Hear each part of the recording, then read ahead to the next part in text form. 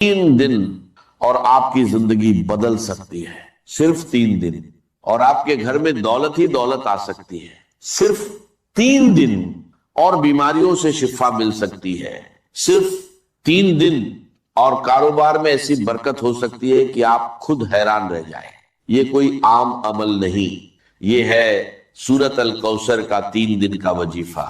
محترم ناظرین، یہ عمل بہت خاص ہے جس کے بڑے فائدے ہیں۔ پہلا، گھر میں دولت اور برکت آتی ہے۔ دوسرا، بیماریوں سے شفا ملتی ہے۔ تیسرا، کاروبار میں زبردست ترقی ہوتی ہے۔ خاص بات یہ ہے کہ اگر گھر کا ایک بھی شخص یہ عمل کر لے تو پورے گھر کی قسمت بدل سکتی ہے۔ صرف 3 دن کا عمل اور اتنے بڑے فائدے، اس لیے اسے ضرور کریں۔ اس میں ایک خاص دعا بھی ہے جسے پڑھنے سے دعائیں قبول ہوتی ہیں اور اللہ بندے کو عطا فرما دیتا ہے۔ اب سب سے پہلے سورۃ الکوثر، بسم اللہ الرحمن الرحیم، انا آتیناک الکوثر فصل لربک وانحر ان شانئک هو الابتر۔ بلا شبہ ہم نے تمہیں کوثر عطا کی، تو اپنے رب کے لیے نماز پڑھو اور قربانی کرو، یقیناً تمہارا دشمن ہی بے نام او نشان ہوگا۔ حدیث مبارکہ میں آتا ہے رسول اللہ صلی اللہ علیہ وسلم پر ایک لمحے کے لیے کیفیت طاری ہوئی، پھر آپ مسکرائے اور فرمایا ابھی مجھ پر ایک سورت نازل ہوئی ہے۔ پھر آپ نے پوری سورت الکوثر کی تلاوت کی اور فرمایا، جانتے ہو کوثر کیا ہے؟ صحابہ نے عرض کیا اللہ اور اس کا رسول بہتر جانتے ہیں، تو آپ نے فرمایا یہ جنت کی ایک نہر ہے جو میرے رب نے مجھے عطا کی ہے، جس پر میری امت قیامت کے دن آئے گی۔ اس کے برتن آسمان کے ستاروں کے برابر ہوں گے، اس کی مٹی خالص مشک ہوگی اور اس کے کنکر بھی موتی ہوں گے۔ ناظرین، یہ ہے اس سورت کی فضیلت۔ اب عمل کی ترتیب سمجھ لیجئے، بہت غور سے سنیے۔ سب سے پہلے درود پاک، صرف 7 مرتبہ درود ابراہیمی جو ہم نماز میں پڑھتے ہیں، اللہم صلی علی محمد وعلی آل محمد کما صلیت علی ابراہیم وعلی آل ابراہیم انک حمید مجید، اللہم بارک علی محمد وعلی آل محمد کما بارکت علی ابراہیم وعلی آل ابراہیم انک حمید مجید۔ اس کے بعد یہ عمل شروع ہوتا ہے۔ ناظرین، جو شخص اپنی جیب، اپنے گھر کو دولت سے بھرنا چاہتا ہے، ہمیشہ کے لیے خوشحالی چاہتا ہے، تو آج ہی یہ عمل کر لیں۔ یہ 3 دن کا وظیفہ ہے، لیکن یہ 3 دن بہت خاص ہیں۔ پہلا پیر کا دن، دوسرا جمعہ رات، تیسرا جمعہ کا دن۔ ان دنوں میں اگر یہ عمل کیا جائے تو اس کی برکتیں بہت جلدی سامنے آتی ہیں، لیکن یاد رکھیے جس دن بھی شروع کرے لگاتار 3 دن کرنا ہے۔ اگر پیر سے شروع کرے تو پیر، منگل، بدھ۔ اگر جمعہ رات سے شروع کرے تو جمعہ رات، جمعہ، ہفتہ، انشاء اللہ جو بھی دعا مانگی جائے گی اللہ تعالی فوراً قبول فرمائے گا۔ تو ناظرین، یہ عمل ایک ایسا راج ہے جو اللہ والوں کا بتایا ہوا ہے، ایسا راج جو ہر کسی کو نصیب نہیں ہوتا۔ یقین جانیے اس سے پہلے آپ نے ایسا عمل کبھی نہیں کیا ہوگا۔ یہ 100% گارنٹی والا عمل ہے، اور میں یہ بات پورے دعوے کے ساتھ کہہ رہا ہوں، جو بھی اس عمل کو کرتا ہے وہ بہت جلد مالا مال ہو جاتا ہے، کیونکہ یہ عمل کبھی ضائع نہیں جاتا۔ یہ ایسا عمل ہے جس کا اثر فوراً ظاہر ہوتا ہے، اس کی تاثیر فوراً ملتی ہے اور اس کی برکات فوراً نصیب ہوتی ہے۔ اب سب سے پہلی بات، جب آپ درود پاک پڑھ لیں تو اس کے بعد اس عمل کے دوران کسی سے کوئی بات نہیں کرنی، نہ کسی سے گفتگو، نہ کسی سے کلام، مکمل خاموشی کے ساتھ یہ عمل کرنا ہے۔ ناظرین، دوسری اہم بات، 1 گلاس پانی اپنے پاس ضرور رکھنا ہے۔ یہ پانی شفا کے لیے ہے۔ گھر میں کوئی بھی بیماری ہو، چاہے دائمی ہو یا عارضی، چاہے جسمانی ہو یا ذہنی، ڈپریشن ہو، پریشانی ہو یا کوئی لاعلاج مرض، یقین جانیے اس عمل کی برکت سے ہر قسم کی بیماریاں ختم ہو جاتی۔ اور اگر کاروبار نہیں چل رہا، رکاوٹیں آ رہی ہیں، بار بار نقصان ہو رہا ہے، تو یہ عمل کر کے دیکھیے، کاروبار فوراً عروج پر چلا جائے گا۔ دوستو اب ذرا غور سے سمجھیے، آپ باوجو ہو، قبلہ کی جانب منہ کر کے بیٹھے ہو اور درود پاک پڑھ چکے ہو، اب اس عمل کی ایک ایک بات کو غور سے سنیے، ویڈیو کو ہرگز اسکپ مت کیجیے، کیونکہ اگر کوئی ایک بات بھی مس ہو گئی تو پھر عمل مکمل نہیں ہوگا۔ جیسے چابی کا ایک دانت ٹوٹ جائے تو وہ تالا نہیں کھولتی، اسی طرح اگر عمل کا ایک حصہ بھی رہ گیا تو نتیجہ نہیں ملے گا۔ پھر یہ مت کہنا کہ فائدہ نہیں ہوا، کیونکہ یہ وہ عمل ہے جس سے کبھی کسی کو نقصان نہیں ہوا، بلکہ ہمیشہ فائدہ ہی فائدہ ہوا ہے۔ لوگ اس عمل کو تلاش کرتے ہیں، اور جو ایک بار کر لیتا ہے وہ بار بار اجازت مانگتا ہے کہ مجھے دوبارہ یہ عمل کرنے کا موقع ملے، کیونکہ یہ عمل ایسا ہے کہ جیب کبھی خالی نہیں رہتی اور گھر سے دولت کبھی ختم نہیں ہوتی۔ تو ناظرین ضرور اس کو کر کے دیکھیے، انشاءاللہ زندگی آسان ہو جائے گی۔ اب درود پاک پڑھنے کے بعد آپ نے پڑھنا ہے یا وہابو یا وہابو، یہ اللہ تعالی کا ایک اسم مبارک ہے جس کا مطلب ہے بہت زیادہ عطا کرنے والا، یعنی ایسی عطا جس میں کوئی غرض نہ ہو، بنا کسی معاوضے کے، جسے چاہے جتنا چاہے عطا فرما دے۔ اللہ تعالیٰ کی ذات وہاب ہے، وہ اپنی مخلوق کو اس انداز میں دیتا ہے کہ اس کا کوئی مقابلہ نہیں، اس کے خزانے میں کبھی کمی نہیں آتی۔ تو ناظرین آج اسی در سے خزانہ حاصل کر لیجئے۔ جو شخص اللہ کو اس صفت سے پکارتا ہے، اللہ اسے بنا مانگے بھی عطا فرما دیتا ہے۔ اور آج آپ نے 3 چیزیں مانگنی ہیں جن کا ذکر شروع میں ہو چکا ہے، یہ تینوں چیزیں اسی ایک عمل سے حاصل ہو جائیں گی۔ اور اگر چھوٹے چھوٹے فائدے بیان کرنے لگوں تو آپ حیران رہ جائیں گے، رزق کے دروازے کھل جاتے ہیں، اللہ کا فضل اور اس کی رحمت برسنے لگتی۔ تو آپ نے اس اسم پاک کو صرف 12 مرتبہ پڑھنا ہے۔ اس کے بعد دوسرا اسم پاک یا رزاق، جس کا مطلب ہے رزق دینے والا، بہت زیادہ دینے والا۔ یہ وہ اسم ہے جسے پڑھنے والے مالا مال ہو جاتے ہیں، لیکن یہاں بھی زیادہ تعداد نہیں، صرف تھوڑی سی تعداد میں پڑھنا ہے۔ جب یہ تمام اذکار ایک ساتھ پڑھے جاتے ہیں تو ان کی تاثیر کئی گنا بڑھ جاتی ہے۔ اگر آپ کے پاس کوئی ذریعہ آمدن نہیں تو ذریعہ بھی بن جاتا ہے، چاہے آپ امیر ہو یا غریب، فقیر ہو یا تنگ دست، اللہ سب پر کرم فرماتا ہے اور سب کو مالا مال کر دیتا ہے۔ جو شخص غنی ہونا چاہتا ہے، دولت حاصل کرنا چاہتا ہے، وہ یہ عمل کر کے دیکھے، یقین جانیے اپنی جگہ سے اٹھنے سے پہلے اللہ اسے نواز دیتا ہے۔ اگر کوئی رکاوٹ ہے، کاروباری مسائل، شادی کے مسائل، رشتوں کے مسائل، گھر کی نافرمانیاں یا قرض کا بوجھ، تو یہ عمل کیجئے۔ اللہ غیبی مدد فرماتا ہے اور قرض ادا ہونے کے اسباب پیدا ہو جاتے ہیں۔ اگر آپ غیبی مدد دیکھنا چاہتے ہیں تو یہ عمل ضرور کیجئے۔ ناظرین یہ ہر مقصد کے لیے ہے، اور وہ 3 بڑے فائدے، دولت، کاروبار کی برکت اور شفا، یہ سب آپ کو اسی عمل سے ملیں گے۔ اب ایک گلاس پانی جو آپ نے پاس رکھا ہے، اسے اس شخص کو پلائے جو بیمار ہے یا پریشان حال ہے۔ اگر خود آپ بیمار ہیں، سر درد، معدہ، کمر درد، جوڑوں کا درد یا کوئی بھی بیماری، اللہ کے فضل سے اس پانی کے ذریعے شفا نصیب ہوگی، کیونکہ اس میں آپ کو سورہ کوثر بھی پڑھنی ہے۔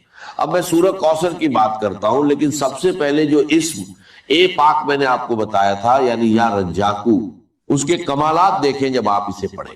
اس کی برکت سے روزی کے سلسلے میں نئی نئی راہیں کھلتی ہیں، نئی جگہوں سے رزق کے اسباب پیدا ہوتے ہیں۔ یہ عمل رزق کی پریشانیوں سے نجات دیتا ہے اور انسان کے لیے مالداری اور عزت کے راستے کھولتا ہے۔ جو لوگ روزی میں برکت اور کامیابی چاہتے ہیں وہ یہ عمل کریں، اللہ کا فضل ضرور دیکھیں گے۔ جو شخص خاص دعا میں شامل ہونا چاہتا ہے وہ ایک بار درود پاک پڑھ کر اس کا ثواب بخش دے، انشاءاللہ اسے دعاؤں میں یاد رکھا جائے گا، کیونکہ دعا سے تقدیر بدل جاتی ہے۔ یہ عمل ہر کوئی کر سکتا ہے، امیر غریب مرد عورت بچے بزرگ، بس ناپاک حالت میں عورتیں نہ کریں۔ اس کے لیے کوئی خاص دن یا وقت کی پابندی نہیں، لیکن فجر یا عشاء کے بعد کرنا بہتر ہے، یا رزاقوں کا وظیفہ انگلیوں یا تسبیح پر پڑھ سکتے ہیں۔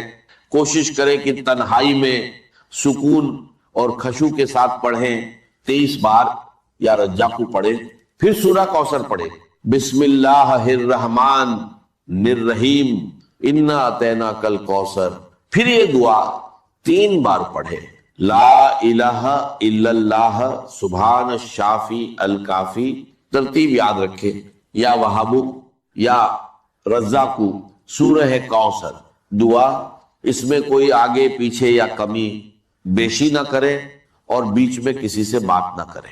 عمل کے بعد وہی بیٹھ کر دعا کرے۔ اگر رات کو کرے تو وضو کے ساتھ سو جائیں، صبح مقدر چمک اٹھے گا۔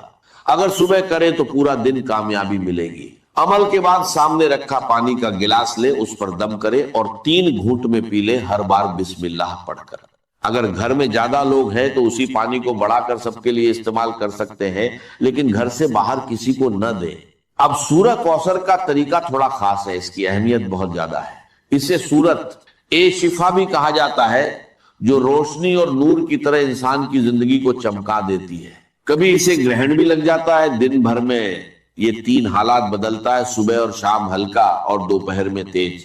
لیکن قرآن پاک کی یہ سورت سورہ کوثر اتنی روشن ہے کہ پوری دنیا کو چمکا دیتی ہے، پورے گھر کو روشن کر دیتی ہے۔ جو بھی اسے پڑھتا ہے وہ خود بھی چمک جاتا ہے اور اس کی نسلیں بھی اس کی برکت سے روشن ہو جاتی ہیں۔ آج بہت سے لوگ اپنی بے علمی اور جہالت کی وجہ سے قرآن سے دور ہیں، جبکہ قرآن میں شفا، رزق، دولت اور عزت سب کچھ موجود ہے۔ میں چاہتا ہوں کہ کوئی بھی محروم نہ رہے، جو یہ عمل کرے گا انشاءاللہ کامیاب ہوگا، لیکن خوش نصیب ہی اسے پورا کر پاتے ہیں۔ طریقہ یہ ہے کہ سورہ کوثر ہر بار بسم اللہ الرحمن الرحیم کے ساتھ پڑھیں، کیونکہ بسم اللہ سے شروع کیا گیا کام کبھی ادھورا نہیں رہتا۔ یہ عمل بہت اثردار ہے اور لوگوں کو اس سے شفا اور راحت ملی ہے۔ سورہ کوثر کو سورت شفا بھی کہا جاتا ہے، جو رزق اور برکت میں اضافہ کرتی ہے۔ ایک واقعے سے بھی پتا چلتا ہے کہ بسم اللہ میں بڑی برکت ہے، یہ انسان کو بیماریوں اور آفتوں سے بچانے کا ذریعہ بنتی۔ اگر دعا قبول نہ ہو رہی ہو تو سورہ کوثر پڑھ کر دعا کرے، انشاءاللہ قبول ہوگی۔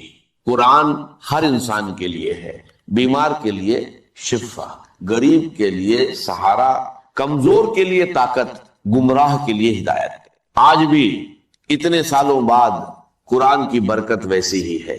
جب انسان ہر طرف سے مایوس ہو جاتا ہے اور قرآن کی طرف آتا ہے تو اللہ اس کے لیے راستے کھول دیتا ہے۔ اب عمل کا طریقہ، سورہ کوثر 113 بار پڑھیں، ہر بار بسم اللہ کے ساتھ، پھر دعا 3 بار پڑھیں، آخر میں درود پاک پڑھیں، دعا مانگیں، پانی پر دم کر کے پی لیں، انشاءاللہ اللہ اپنے فضل سے عطا فرمائے گا۔ آخر میں دعا ہے کہ اللہ تعالی ہماری سننے اور بتانے کو اپنی بارگاہ میں قبول فرمائے، آمین۔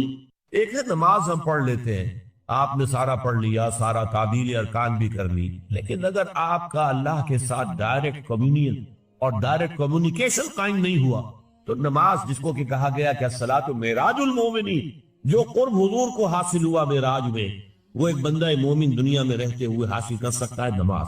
اگر اس کی روح جو ہے واقعتاً ہم کنان ہو رہی ہو، الحمدللہ رب العالمین الرحمن الرحیم مالک یوم الدین اہدنا الصراط المستقیم نعبد و اگر ہم واقعتاً ایسے کہہ رہے ہو کہ ہمیں احساس ہو کہ ہم اللہ کے حضور میں حاضر ہیں اور عرض کر رہے ہیں، سجدہ کریں تو حدیث میں آتا ہے کہ ایسے محسوس ہو کہ گویا کہ میں نے اپنا سر اللہ کے قدموں میں رکھ دیا۔ یہ ہے نماز۔ اب جو گفتگو ہو رہی ہے کہ ہم کلامی ہے، الصلاۃ معراج المومنین، اہل ایمان کے حق میں یہ نماز جو ہے یہ معراج کے درجے، لیکن یہ نماز کیسے نصیب ہوگی اگر روح سوئی ہوئی ہے، دبی ہوئی ہے، پسی ہوئی ہے، مزمحل ہے یا مردہ ہے؟ یہ نماز کیسے آتی ہو؟ چاہے آپ 5 وقت کی نماز پڑھ رہے ہو، چاہے آپ نے ہیبٹ بنا لیا ہو نماز کو، چاہے کچھ بھی ہو گیا ہو، لیکن یہ کہ جب تک وہ روح بیدار نہ ہو، جب تک ہم کلامی نہ ہو، افلاق سے آتا ہے نالوں کا جواب آخر، اٹھتے ہیں حجاب آخر، کرتے ہیں خطاب آخر، جب تک یہ نہ ہو، جیسے کہ میں ایک حدیث قدسی انشاءاللہ آج سناؤں گا سورہ فاتحہ کے ضمن میں، کہ اللہ تعالیٰ کے سامنے جب کھڑا ہو کر انسان جب کہتا ہے انی وجہت وجہی للذی فطر السماوات والارض حنیفا، دائیں بائیں سے بالکل اپنا تعلق کاٹ کر میں نے اپنا رخ کر لیا ہے اس اللہ کی طرف جس نے آسمان اور زمین کو پیدا کیا۔ اب یہ توجہ وجہ تو اگر یہ تو ہے چہرہ تو ہم نے کر دیا خانہ کعبہ کی طرف، اندر سے ہماری روح متوجہ نہیں ہوئی، وہ سوئی پڑی، اسے پتہ ہی کچھ نہیں کہ کیا ہو رہا ہے، اس صورت میں وہ کیا ہے؟ ظاہری بات تو پوری ہو گئی، نماز کا ثواب ہو جائے گا، فرض کی ادائیگی کا ثواب مل جائے گا، لیکن وہ اصل نماز کو حاصل نہیں۔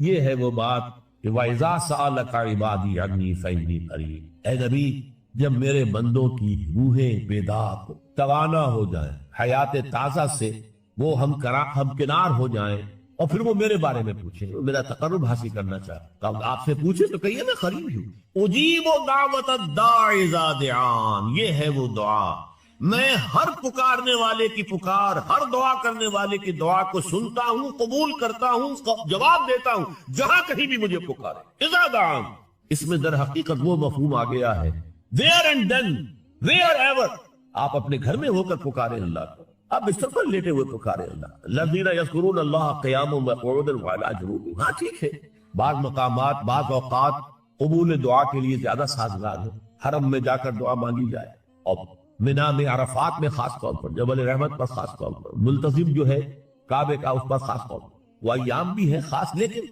یہ نہیں ہے کہ بقیہ دنوں میں آپ کے اور اللہ کے درمیان کو بڑا فاصلہ، یہ سارا دنیا میں مشرکانہ نظاموں نے تصور پیدا کیا، اللہ تو دور ہے دور ہے دور ہے دور ہے، پاک ہے پاک ہے پاک، تم ناپاک ہو ناپاک ہو ناپاک ہو، اور تم تو بڑی پستی میں پڑے ہو، تم اللہ سے براہ راست ہم کلام نہیں ہو، کوئی درمیانی چاہیے، کوئی لنکس چاہیے، کوئی پجاری ہوگا، کوئی پروہت ہوگا، کوئی پنڈت ہوگا، کوئی پیر ہوگا، کوئی پادری ہوگا، کوئی پوپ ہوگا، اس کے ذریعے سے تم اللہ سے ہم کلام ہو، خود نہیں۔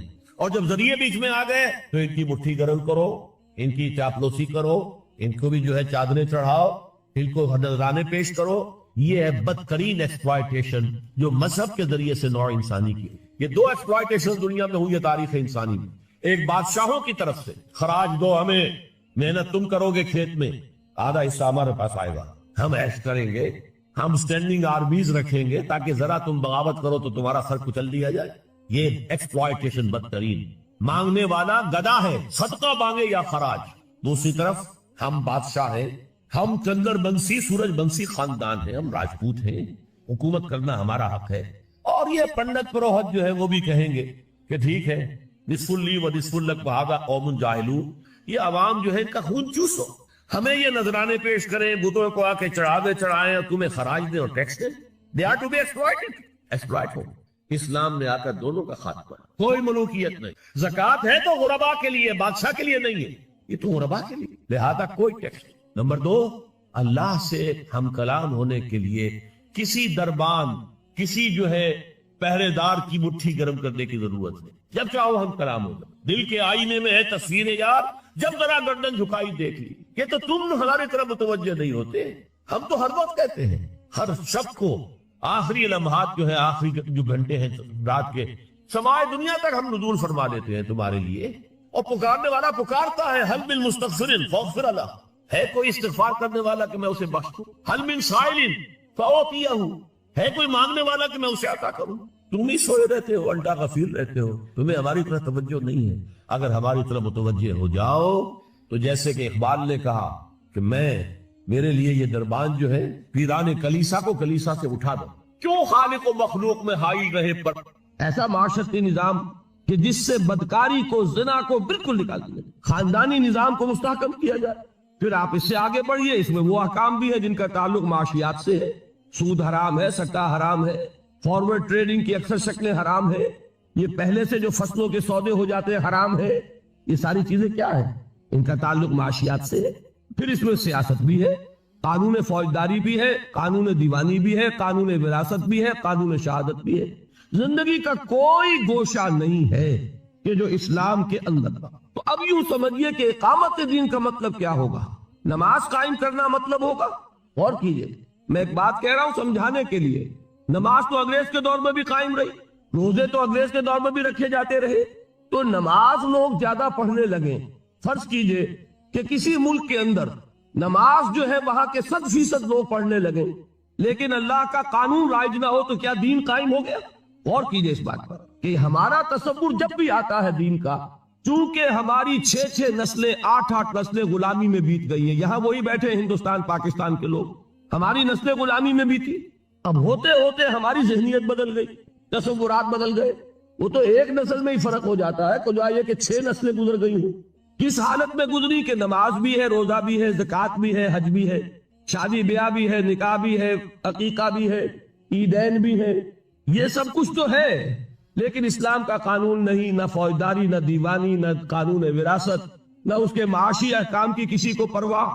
بینک قائم ہے، دھڑلے سے قائم ہے، بڑے بڑے حاجی اور نمازی لوگ اس بینک سے قرضے لے کر کاروبار کر رہے ہیں، بڑی بڑی مسجدوں کے متولی اور منتظم وہ ہاؤس بلڈنگ فائنانس کارپوریشن سے قرض لے رہے ہیں، مکان بنا رہے ہیں، محل تعمیر کر رہے ہیں۔ یہ ہوا کہ نہیں ہوا؟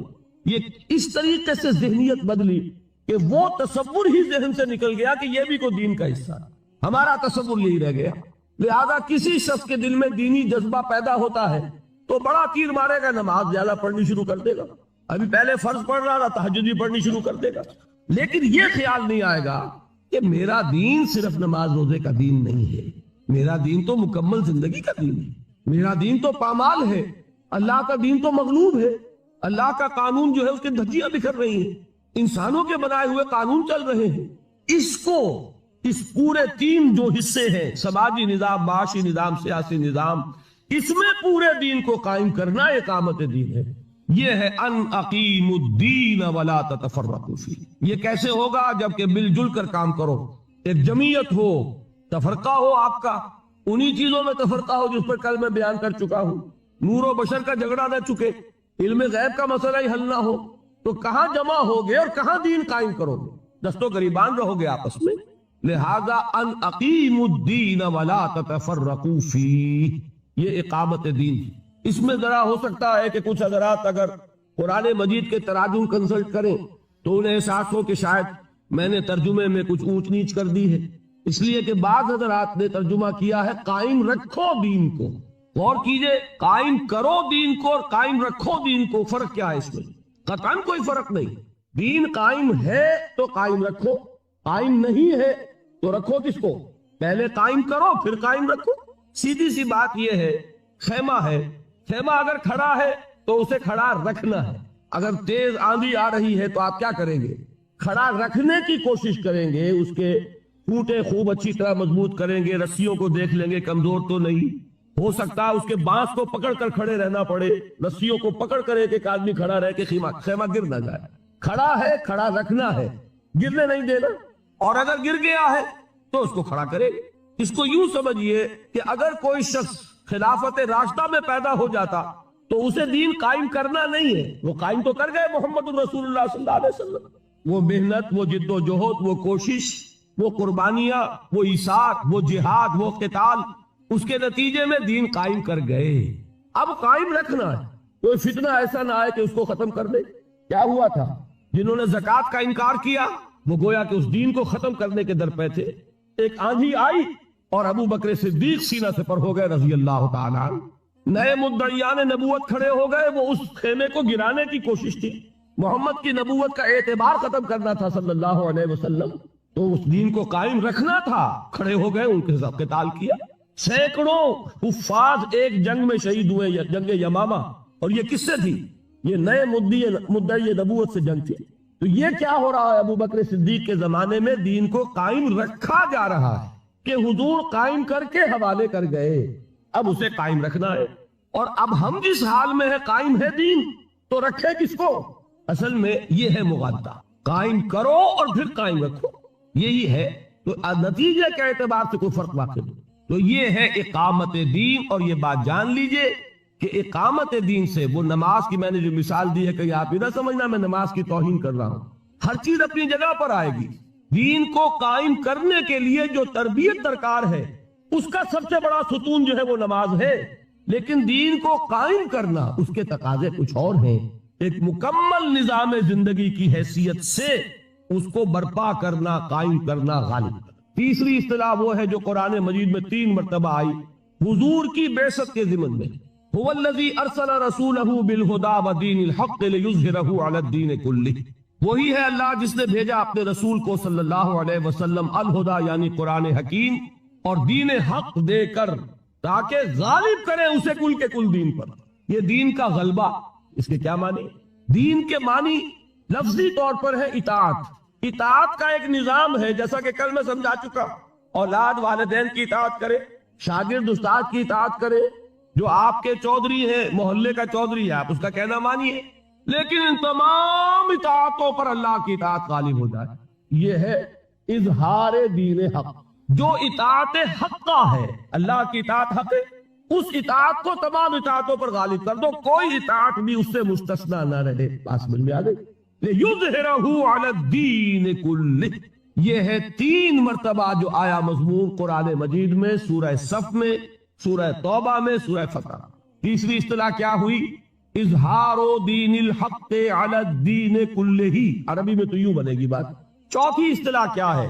یہ سورہ بقرہ میں بھی آیت آئی ہے اور سورہ انفال میں بھی۔ یہ دونوں صورتیں جو قرآن مجید سے کچھ واقفیت اور دلچسپی رکھتے ہیں وہ جانتے ہیں کہ یہ غزوہ بدر کے دونوں طرف ہے۔ سورہ بقرہ غزوہ بدر سے پہلے نازل ہوئی، سورہ انفال غزوہ بدر کے فوراً بعد نازل ہوئی۔ سورہ بقرہ میں کیا آیت ہے؟ قاتلوہم حتی لا تکون فتنۃ ویکون الدین للہ۔